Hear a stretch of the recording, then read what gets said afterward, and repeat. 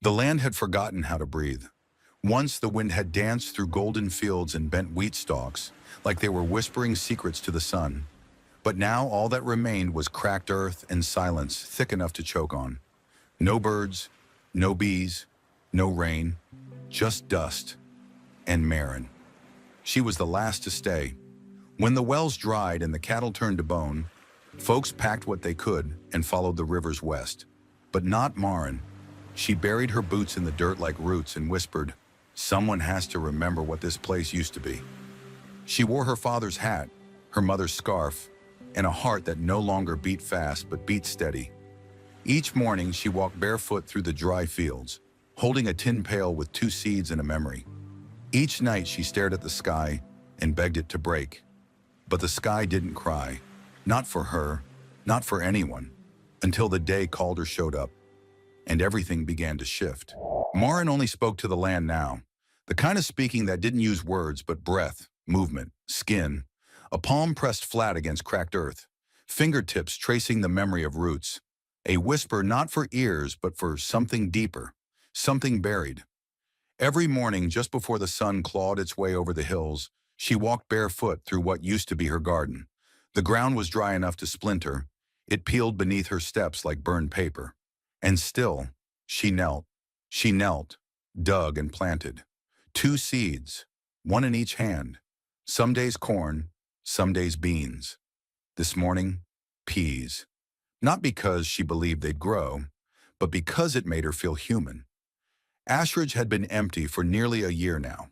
When the drought hit its second summer, people didn't panic. At first they rationed, prayed, waited. But when the third summer came and the riverbed turned to dust, they left. Not all at once. Not in a caravan, just slowly, quietly. One wagon at a time, one door left open after another, until only wind remained, and Marin. The farmhouse was still standing, but not proud. The shutters hung crooked.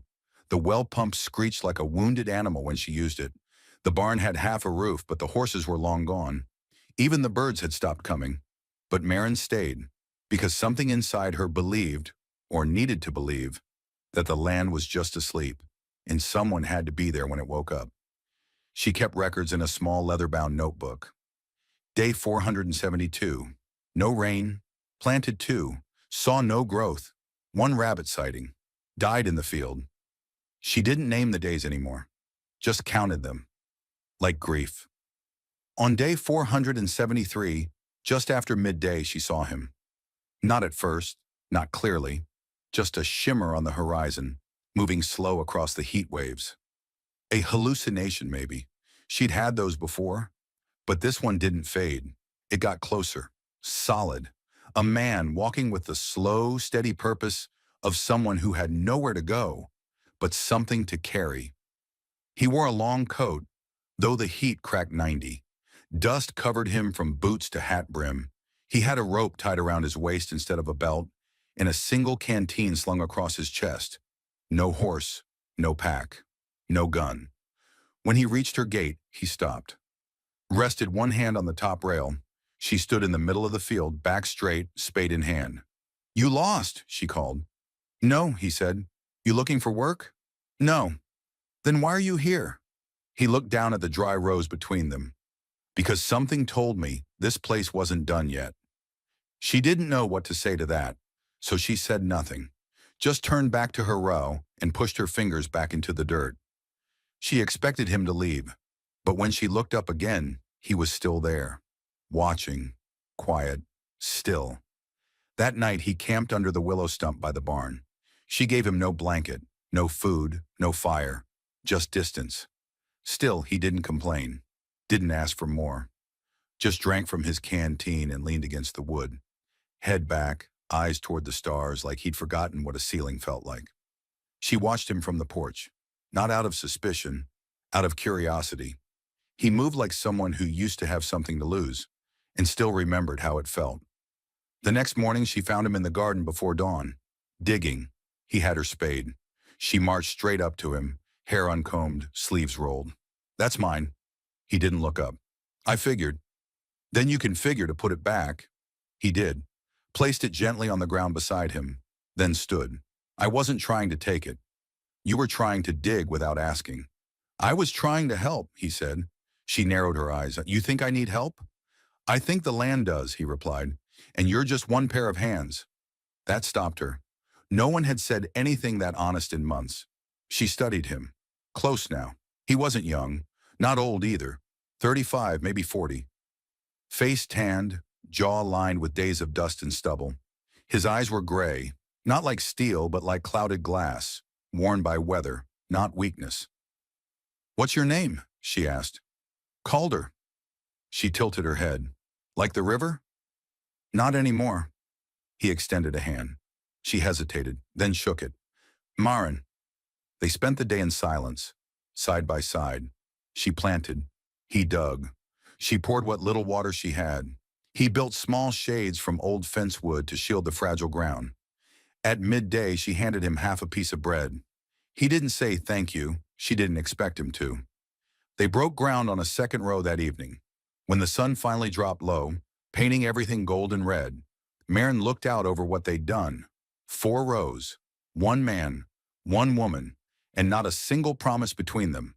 But the soil had shifted, and for the first time in nearly 500 days she felt it. Something moving beneath. Not rain, not roots, but maybe readiness.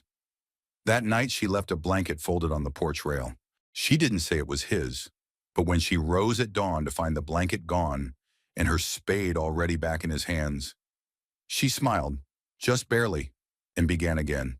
Calder didn't talk much, but he moved like a man who'd said everything he needed to, just not out loud.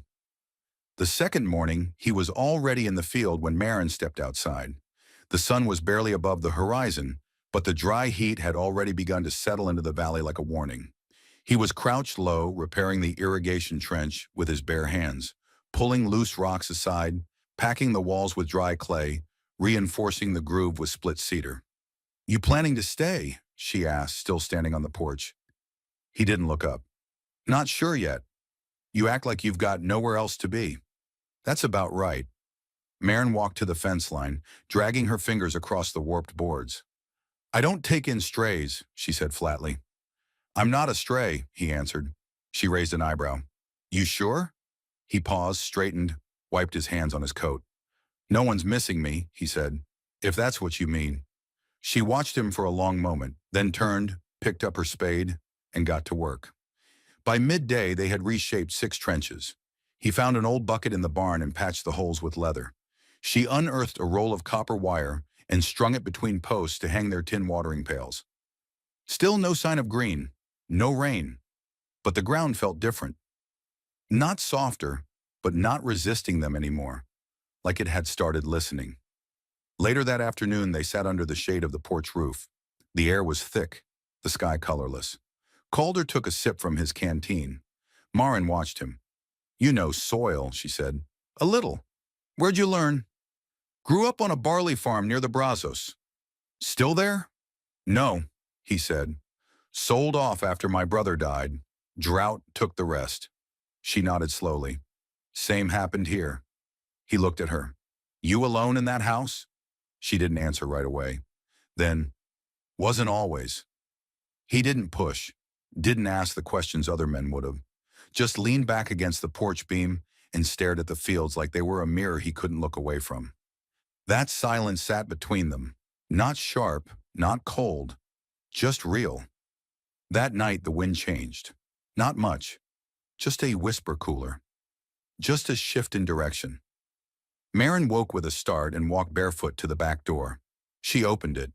The air smelled faintly earthy. She walked outside. There under the dying peach tree was Calder, lying flat on his back, arms behind his head, staring at the stars. You sleep better under sky? She asked.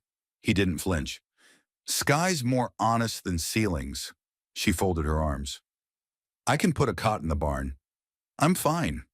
But she didn't go back in. She sat beside him in the dry grass, knees to chest.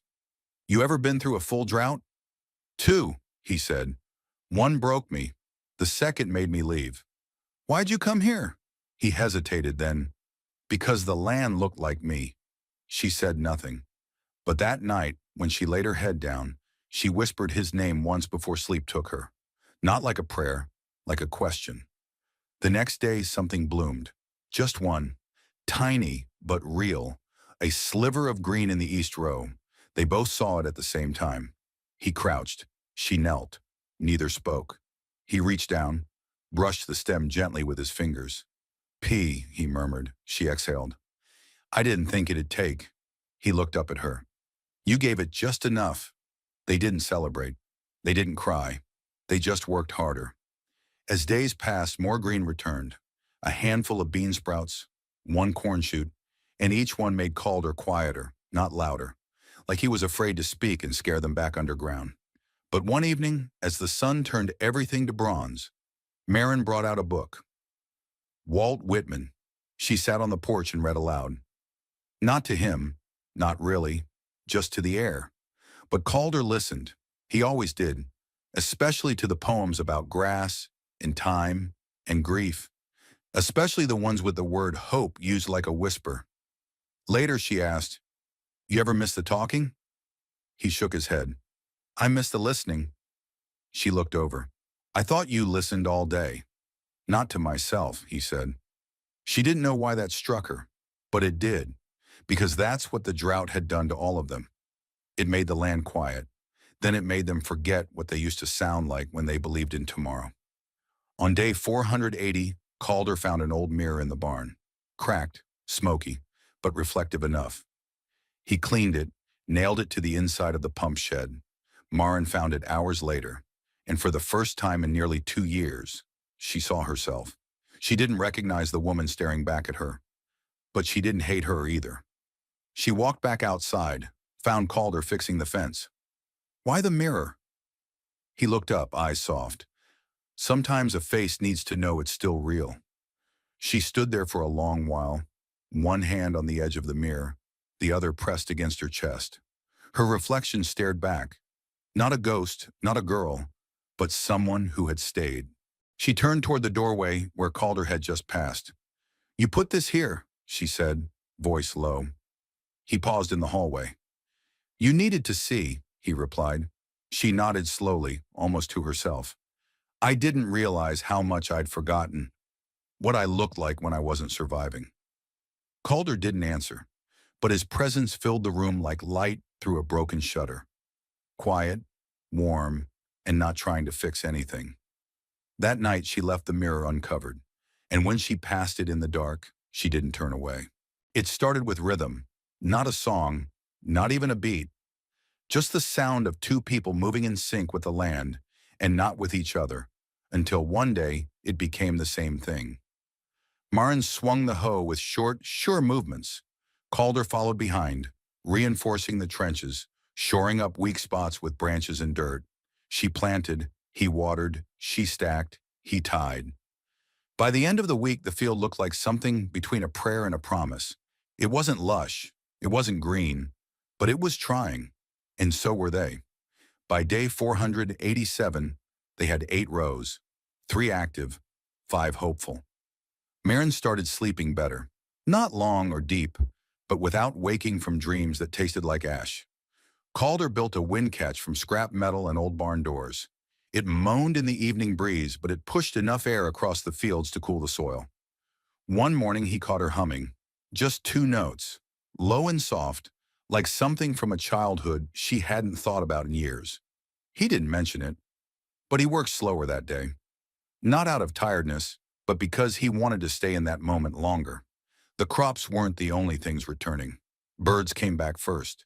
A pair of sparrows flitted across the garden fence one morning, then disappeared. 2 days later, they came again, this time with straw in their beaks.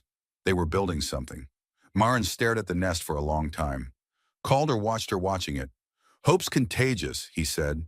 She didn't look at him, but her voice came low and steady. Or reckless. The next day, the wind changed. Not in temperature, but in scent. There was something metallic in it. Something from far away. Marin knew that smell. Rain. Or fire. She stood in the middle of the rows and tasted the air like a hound catching a trail. Calder joined her, rubbing his thumb along his jaw. You feel that? She asked. He nodded. Pressure, low and quick. Could be lightning. Could be heat storm. They didn't say it, but both were afraid of what it might mean, because nothing was more cruel than a storm without rain. They worked faster that day, shored up the fence posts, pulled in the drying sheets, covered the seed rows with tarp. And when the sky turned the color of iron, they met each other in the doorway of the barn and didn't need to speak. They knew what they were facing, and they'd face it together. The first crack of thunder rolled through like a warning shot. The second split the sky in two. Dust rose in spirals, whipping through the trees, slamming shutters and tearing cloth from the line. Calder ran to tie down the rain catch. Marin slammed the front door, then bolted for the back window to check the rows. She gasped. The tarp had come loose. Calder was already halfway there. She ran after him. The wind roared. Dry lightning lit the sky in violent flashes. He reached the rows first, pressing the tarp back down with his full weight. She grabbed one edge, fought against the gusts, cursed out loud for the first time in weeks. They worked like animals, feral, wordless, fierce. When the wind finally broke, snapped back like a rubber band, the tarp stayed. So did they. Drenched in sweat, covered in grit, breathing hard, but victorious. For now. They sat side by side on the ground, back against the water barrel. Neither spoke, until Marin said, "You should have let it go. It was just tarp." Calder shook his head. "Wasn't just tarp." She looked at him. He added, "It was you out here." That night the air calmed. The storm passed. But it had changed something. Not just in the land, but in them. The next morning Marin cooked breakfast. Real breakfast. 2 eggs, half a potato, and coffee with a spoonful of sugar she'd been saving for something she didn't believe would come. She set the tin plate in front of Calder on the porch table. He looked at it like it was a peace offering. "You didn't have to." "I wanted to," she said. He nodded once, took a bite, didn't speak. But when she turned to go back inside, he said, "I lost a wife to dust." She stopped. "I don't talk about her," he said. "But this morning, this feels like something I want to keep." She didn't answer, but she sat down, not across from him, beside him. Later that week, they dug a new trench, the biggest yet. It wasn't for crops. It was for a cistern. They found old barrels in the barn, lined them with canvas, and began building a basin to trap runoff if another storm ever came. It was backbreaking, hot, unforgiving, but it was a future. A thing you build only if you believe tomorrow might still exist. That night, Calder handed her a piece of paper, folded, blank on the outside. Inside, a hand-drawn plan, the garden, the cistern, the fencing, and in the bottom right corner, a sketch of a cabin, small but strong. She blinked. "You draw this?" "I see it when I close my eyes." She looked at him, startled, and for once he didn't look away. It began with the wheat. 3 green blades, no taller than a boot heel, poking through a corner of the field where neither of them remembered planting anything. The soil there had been too hard to till. They'd skipped it, or so they thought.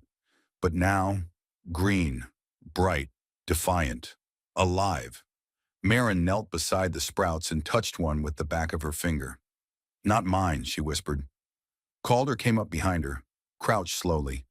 "Not mine either." They both stared. He tilted his head. "Wind?" She nodded slowly. "Or birds, or God." Calder smiled, just barely. "Maybe all 3. The next week, more surprises came. A tomato vine curling through the cracks in the far fence. A flash of yellow, wild sunflowers rising near the rain catch. 2 beanstalks climbing up a post they never seeded. "Seeds you don't plant still grow," Marin muttered one evening, brushing dirt from her palms. "Just not always where you expect." Calder looked up from the trench, wiping his brow. "Same's true for pain." She turned. He met her eyes, and that was the first time she didn't flinch. With the green came movement. Insects, birds, even rabbits. The land had begun whispering again, and the wind no longer stung.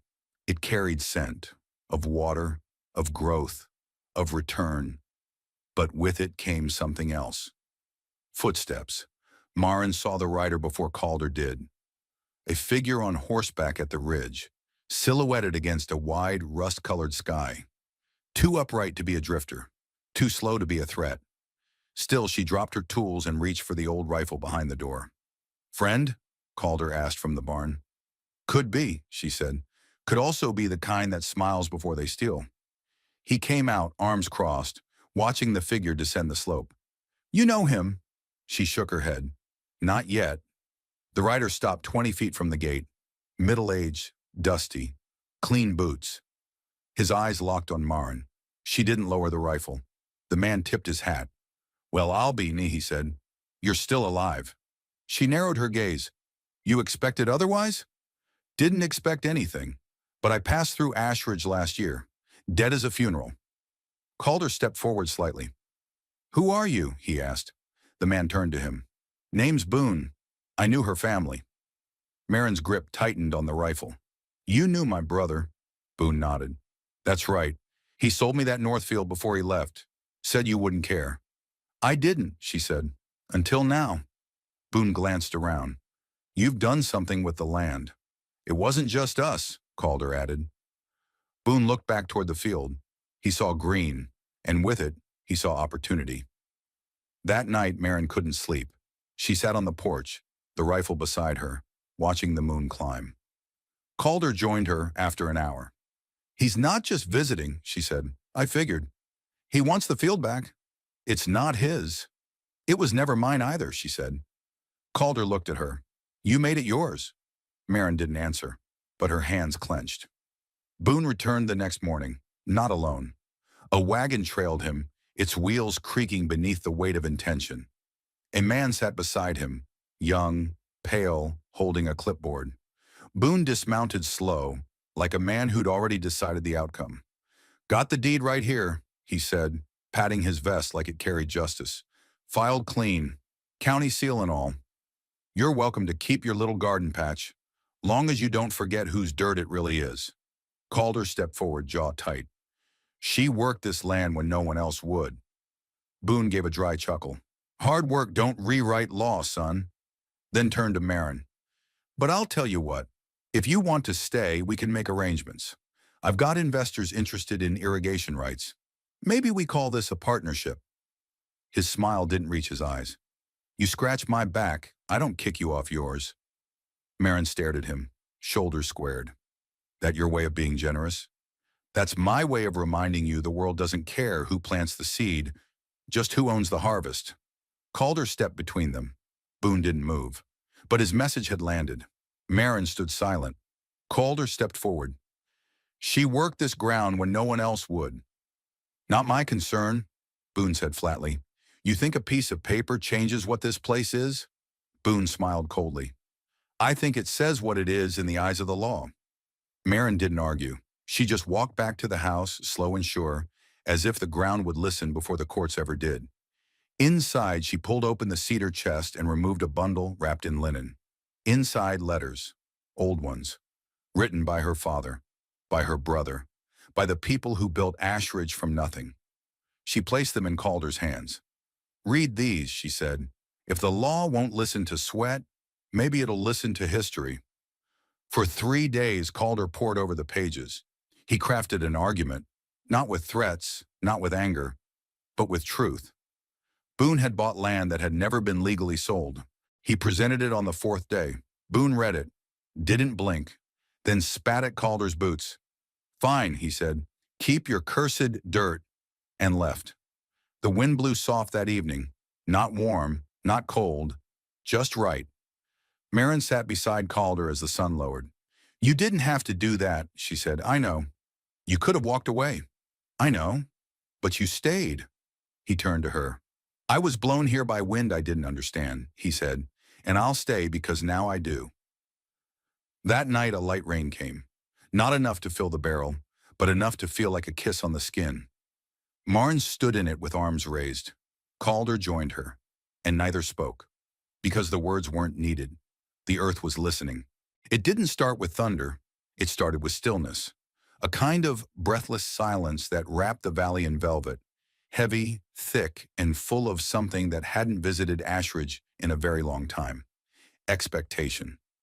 Marin stood at the edge of the field with both hands pressed into the small of her back, eyes fixed on the sky. The clouds above weren't white. They were gray-blue and bruised, low and rolling like cattle before a stampede. The wind wasn't cruel that day. It didn't whip or bite. It waited, same as them. Calder came up behind her, his sleeves rolled to the elbows, fingers stained with soil. He didn't speak. He didn't have to. They'd been watching the clouds build for 3 days, feeding on air and heat and a hunger older than either of them. She glanced at him. "It's coming, isn't it?" He nodded. "Feels real this time." "I can smell it." He sniffed. "Ozone, wet copper, and sage." She closed her eyes for a moment and smiled. They spent the rest of the day tying tarps, reinforcing the root mounds, clearing the troughs. The cistern Calder had built was lined and ready. Every task had weight now. This wasn't just preparation. It was faith in motion. And neither of them dared say what they feared most, that it could all pass them by again, that this might just be a cruel rehearsal. But the wind wasn't lying this time. The air had shifted, and even the crows had gone quiet. By dusk, the sky had gone from gray to pewter to nearly black. The first strike of lightning arced across the far ridge. Marin stood beneath the old peach tree and raised her arms, face to the sky. Calder watched her from the steps, a towel slung over one shoulder, rain jacket loose in his hands. She looked wild, beautiful, free, like something reborn. Then the first drop hit, big, cold, followed by another, then a dozen. Then the sky cracked, and the rain poured down. It wasn't gentle, it roared, pounded the roof, the ground, the world. Dirt turned to mud within minutes. Trenches flooded, barrels filled. The tarp over the new crop held, for a while. Then it didn't. Marin and Calder rushed to it, soaked and shouting over the downpour, tying it down with rope and prayer. Their hands slipped. Marin fell once. Calder caught her. "Go inside," he yelled. "Not a chance." They worked like animals again, but this time not out of desperation, out of hope. When it was over, hours later, their fields were submerged under half an inch of standing water. The house was safe, the garden hadn't drowned, and the cistern was nearly full. Marin stood in the kitchen with water dripping from her sleeves, steam rising from the floor where her clothes pooled into little rivers.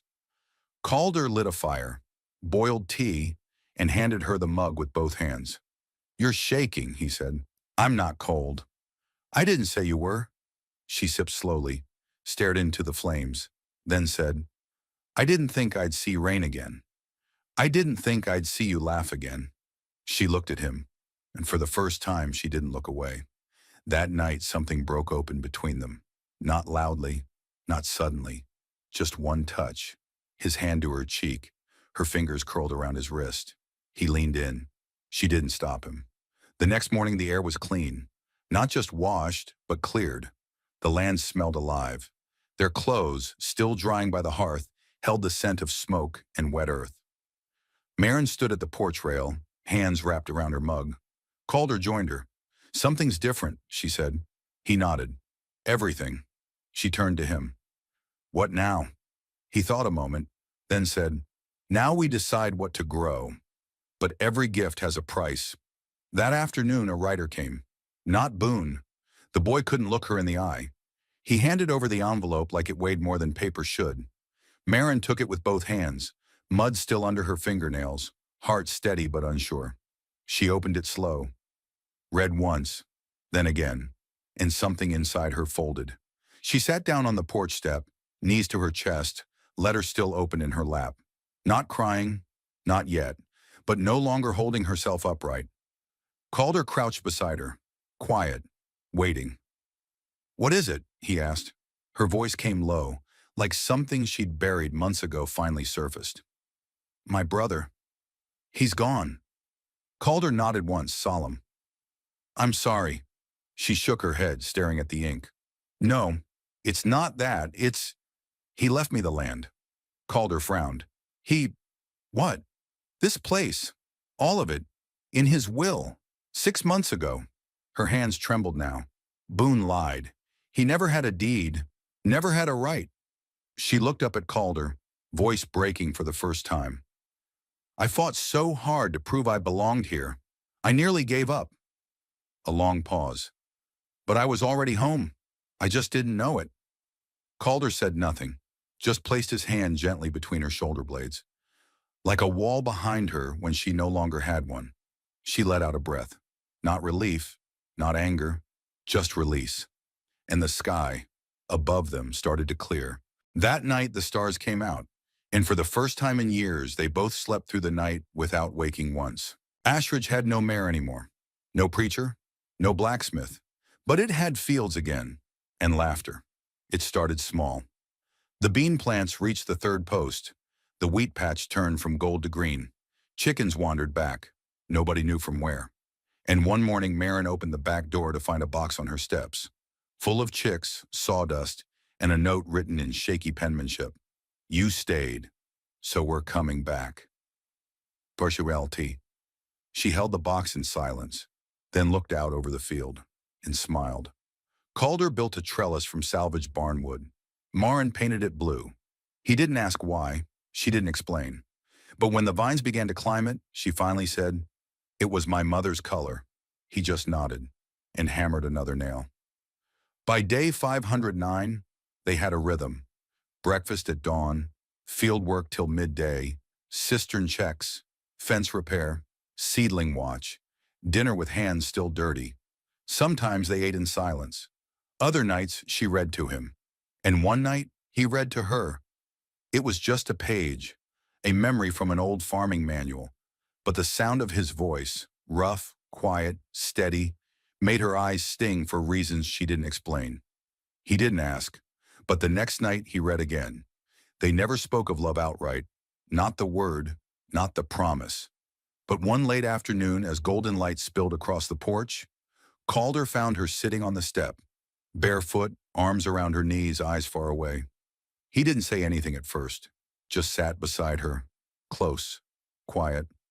Then after a long silence, "I used to think love was something loud, something you had to declare to prove it was real." Marin turned to him slowly. "And now?"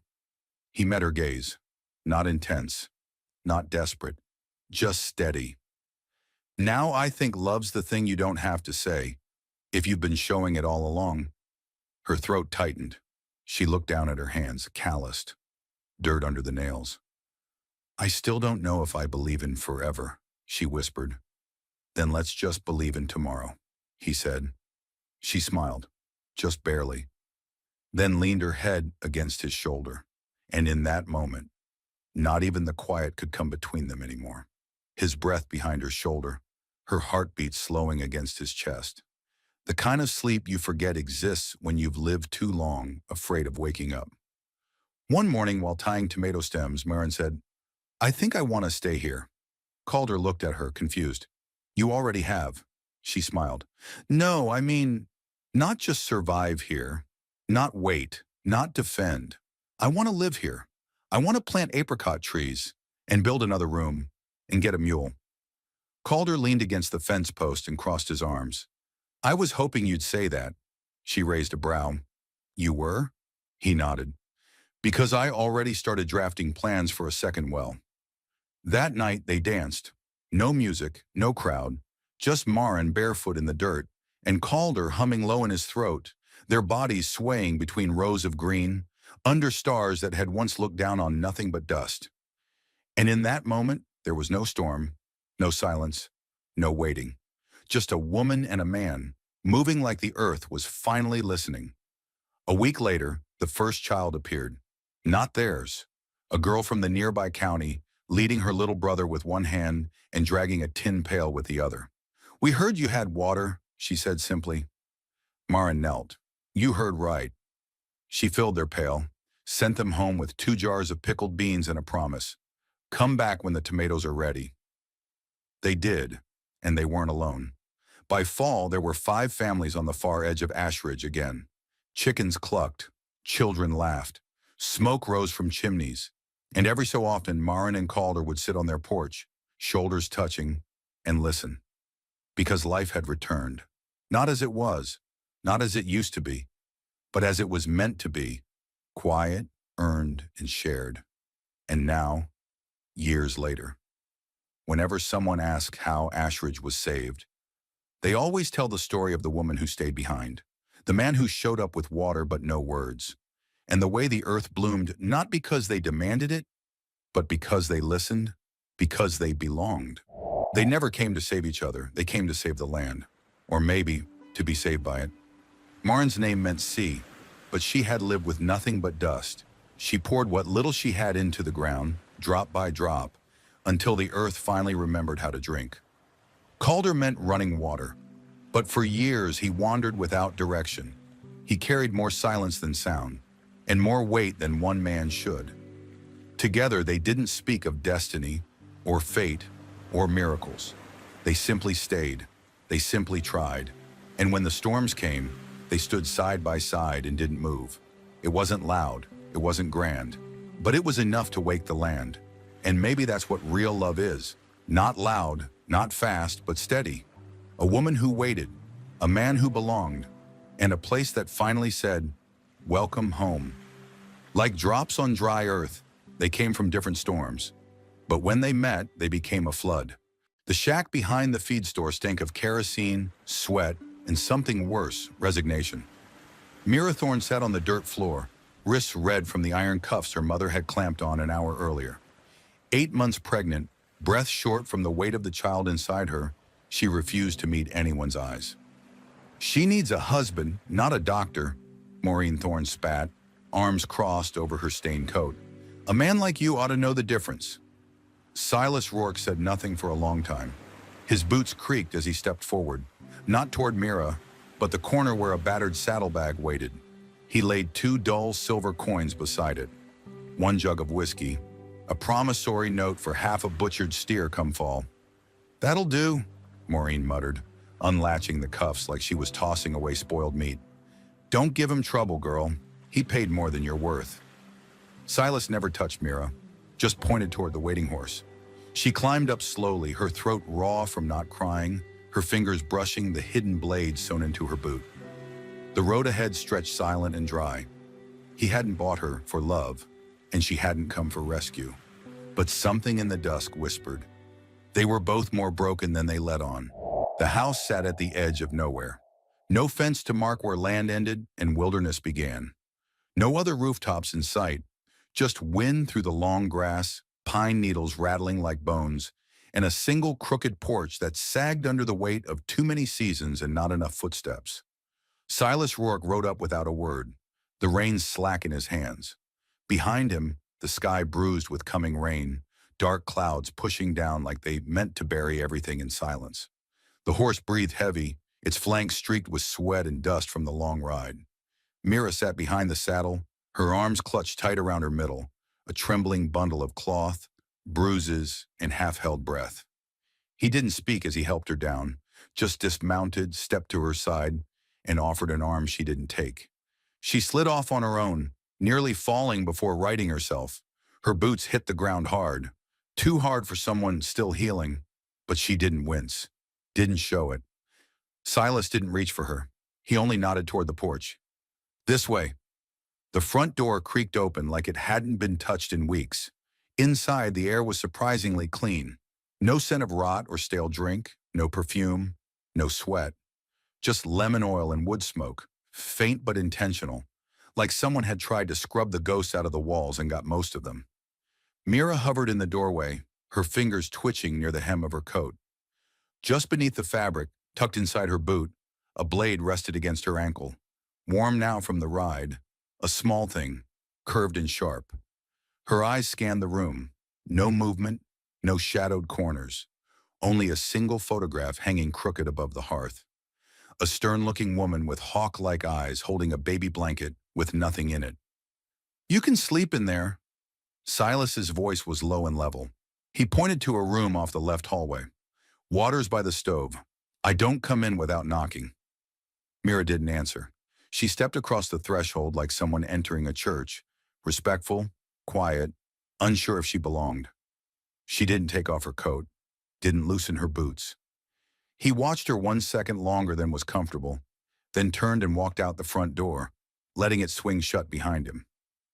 She was alone. The bedroom smelled of lavender and dust. A quilt too fine for the rest of the house lay across the bed, its stitching neat, each patch sewn with care. On the dresser sat a brush, a mirror, and a pair of unworn shoes with the price tag still tied to one lace. Everything too orderly, too expectant. Not a prison, but it felt like one. That night, when the wind moaned through the pine trees and coyotes began their slow, mournful song, Mira lay stiff atop the quilt, not under it. Her back ached from the ride. Her arms still bore faint bruises in the shape of fingers that weren't Silas's. Her ribs flared every time she breathed too deep. One hand rested on her stomach, where the pain came and went in dull waves. The other hovered near her ankle, fingers brushing the handle of the knife tucked in her boot. The silence inside the cabin was complete, not the kind she'd known in cellars or locked rooms. This silence didn't hum with threat. It just was. Still, she waited until the clock on the mantel struck midnight, a quiet chime muffled by distance, before slipping off the bed. She moved barefoot, toes careful on the boards, stepping only where the floor didn't creak. She unsheathed the knife with a soft hiss of steel on leather. In the hallway, no sound, no breathing. She stepped past the cold stove and into the front room. No fire burned in the hearth, just the moonlight slanting in through the curtain and the faint smell of rain. Then she saw him. Silas sat on the porch, soaked from the storm. The oil lamp beside him flickered low, nearly out. His shirt clung to his back. In his lap sat a torn saddle strap, and in his hands a needle and leather thread. He was muttering, software like praying. She always said this place needed mending, he said. Meant more than the fence. Mira froze, the knife limp in her hand. He didn't turn. Couldn't sleep? He asked like it was the most ordinary thing in the world. She didn't answer. He nodded once as if silence counted and went back to stitching. Each pass of the needle through leather sounded louder than it should, deliberate, patient, like the act itself held something together that wasn't just leather. Mira watched him until her legs began to ache. Then she turned and went back to her room. She placed the knife beneath her pillow, not out of trust, not yet, but out of something quieter than fear, something closer to pause. In the morning he was gone. No note, no voice, no bootsteps. But on the table sat a fresh loaf of bread, still warm, and a small jar of blackberry jam. 2 tin mugs beside it, one with steam still curling. She touched neither. Instead, she sat at the table and let her hands rest on the wood. Her eyes drifted to the photograph above the hearth. A woman with strong eyes, a blanket without a baby. There were stories in this house, some old, some fresh. She didn't want them, but they were already settling around her, like dust that couldn't be swept. She stood, moved to the window. Outside, the yard stretched wild and feral. Tall grass, broken fence rails, and beyond them, the endless forest. She didn't know why Silas had brought her here, what debt he was paying, what guilt he was nursing. But she knew this. If she let her guard down, she'd disappear into these woods like so many girls before her. Just another shadow behind a tree. She wouldn't let that happen. She picked up the bread, tore a piece, and bit in.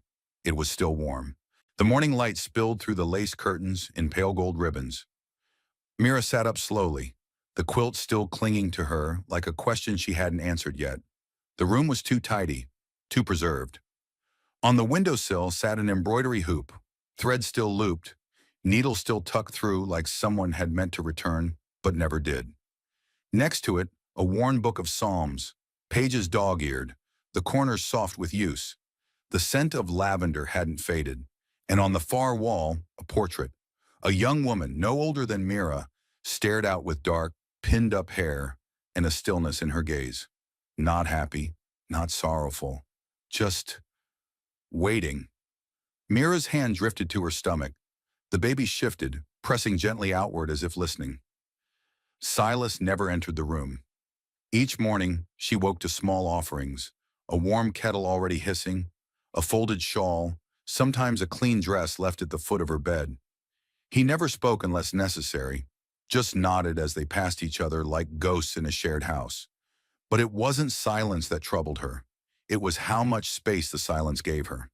She had lived in rooms that crowded her even when she was alone. This house let her breathe, and that somehow scared her more. Late one afternoon, as Mira stood by the open window, peeling carrots into a tin bowl, the wind shifted. Storm clouds curled low over the ridge, bruising the sky in shades of violet and rust. A sharp knock rang out. She flinched, the blade slipping from her hand and clattering into the bowl. Silas opened the door before she could move. A woman in a black bonnet stood outside. Mud streaked her hem.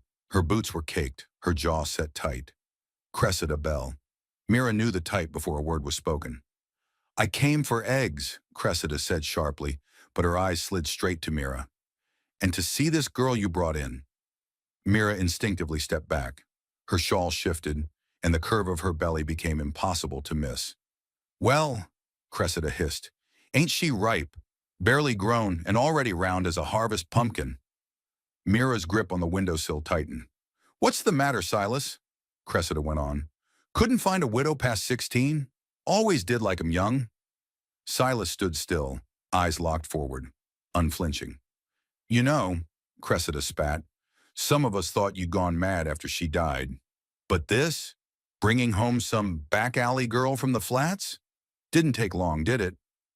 The words were sharp, deliberate. Mira's hands trembled. Silas said nothing. "You want eggs?" he asked flatly. He turned and walked into the kitchen, returning with a small basket. He held it out without comment. Cressida snatched it. "She won't last," she said. "Trash never does." Still no answer. Silas placed one hand on the door and closed it. Not slammed, just shut with a click that echoed through the quiet. Mira stood frozen, carrot forgotten in her hand. She had expected him to speak up, to say she wasn't what Cressida said, to defend her, even with one word. But he hadn't. He had just shut the door. That night, Mira sat on the edge of the bed, brushing her hair in front of the mirror. Behind her, the portrait woman stared as always, watching. "He's more afraid of their words than mine," she whispered, and she understood something then. Silas hadn't bought her to save her. He had bought her because he didn't believe in saving anything anymore. Because ghosts don't ask questions, and silence doesn't accuse. But she wasn't a ghost. She was still alive, and so was the child in her belly. The wind had changed. It howled low through the valley that night, threading through floorboards like a whispered warning. Mira lay in bed, staring at the ceiling, heart restless. 2 weeks had passed since her mother sold her off, and still she felt no closer to knowing this place. This man. Silas hadn't touched her, hadn't raised his voice, but his quiet no longer felt neutral. It felt like waiting for a door to slam. She rose without lighting the lamp, pulled the long coat from its peg, buttoned it over her belly with slow fingers. The blade in her boot pressed against her ankle, a reminder that she still had choices, even if they came at a cost. The cold outside hit like a slap. Snow had started to fall, soft, steady, silent. She moved quickly, past the barn, down the slope toward the ridge. Her breath came in short bursts, then pain, sharp, low, sudden. She doubled over, grabbing the fence for balance. "No!" she gasped. "Not now!" Another jolt, harder, then footsteps, fast, heavy. Silas. He scooped her up without a word, his arms solid beneath her, the snow clinging to his shoulders. Her head rested against his chest, eyes squeezed shut from the pain. Back inside, he laid her gently on the quilt, kneeling beside the bed. His hand pressed to her stomach, jaw tight. "Do not let your child die because of what people say," he said, voice rough. "They're not worth it." She looked at him, really looked. And in that moment, she saw the weight in his shoulders wasn't just from her. It was from years, from graves. Later, after the pain faded to something distant and dull, Mira stared into the fire, her voice barely audible. "She wanted me to serve drinks," she said. "Smile, sit on laps, laugh when nothing was funny." He said nothing. "She locked me in the goat shed for 2 nights when I said no. That was the first time." Still nothing. "I ran, found a job cleaning sheets in Dry Creek. That's where I met him. The father.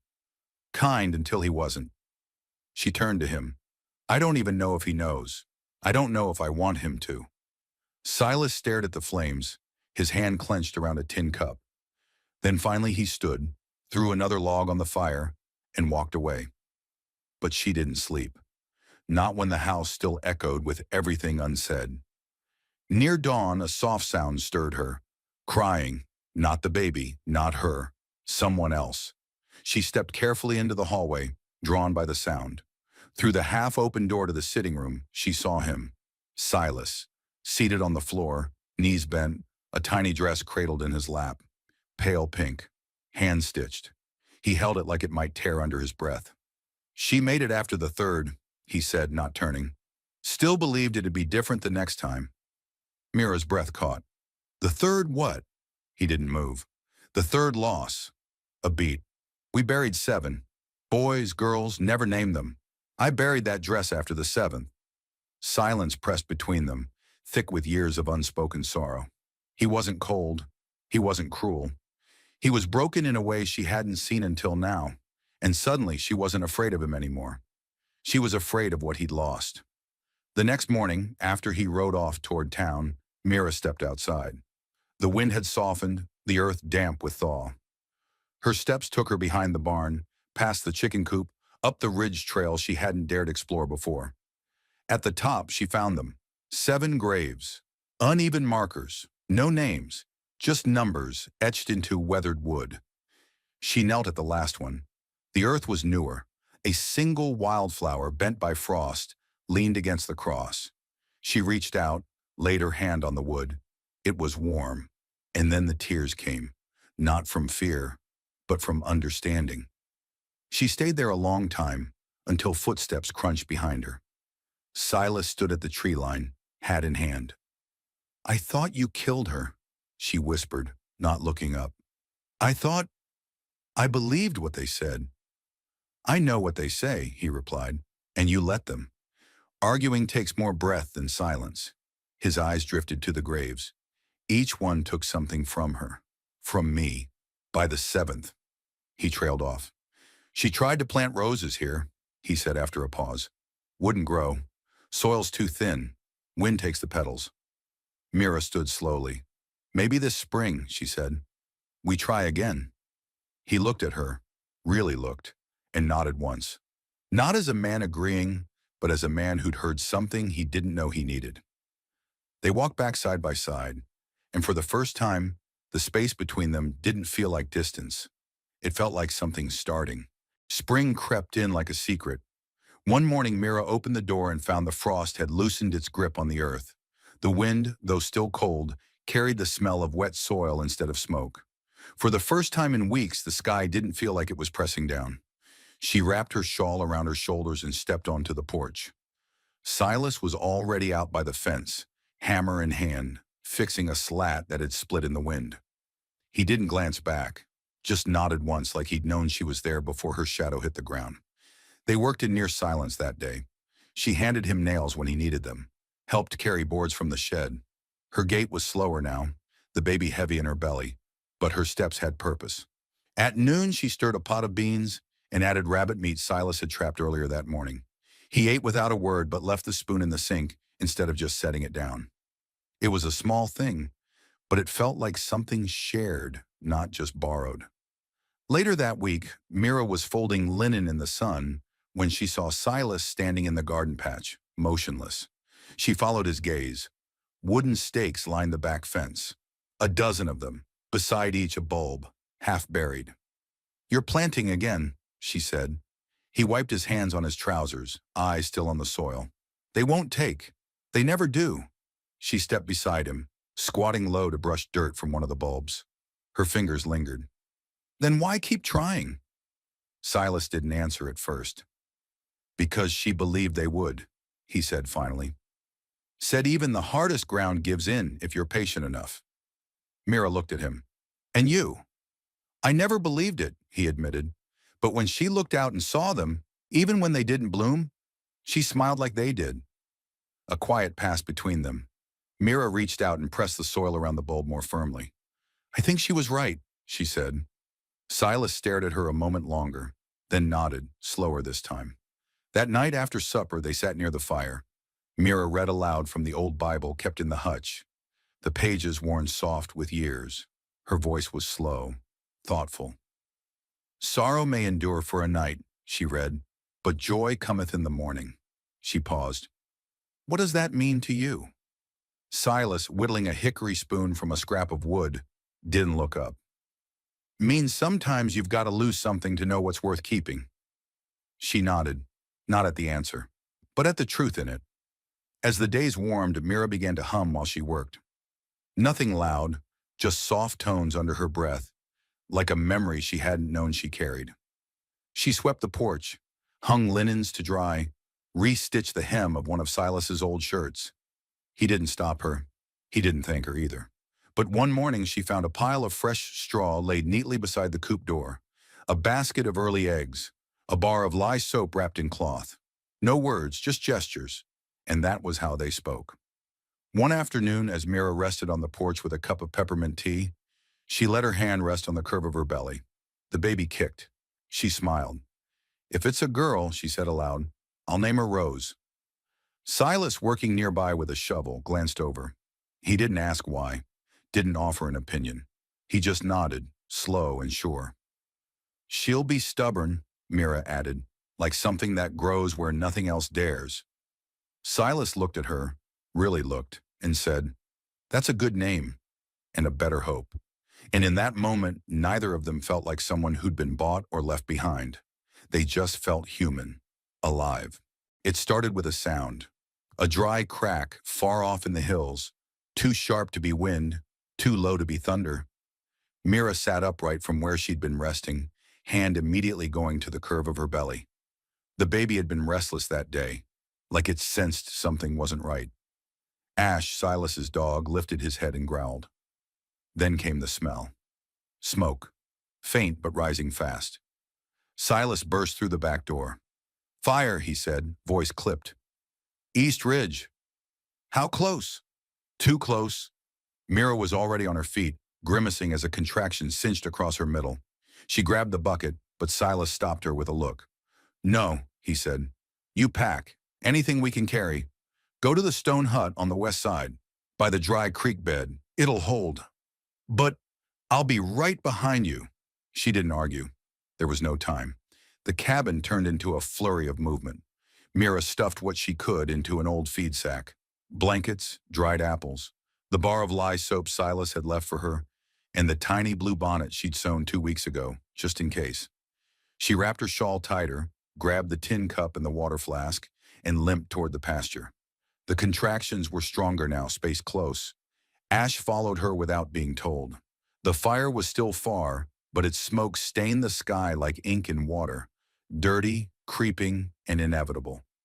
Mira reached the stone hut just as her legs gave out. Ash barked once and circled the entrance while Mira dragged herself inside. The space was tight and cold but safe, made of stacked limestone with no windows, just a slit for ventilation and an iron door Silas had reinforced months ago. She collapsed onto the straw-covered floor, panting. Then she screamed.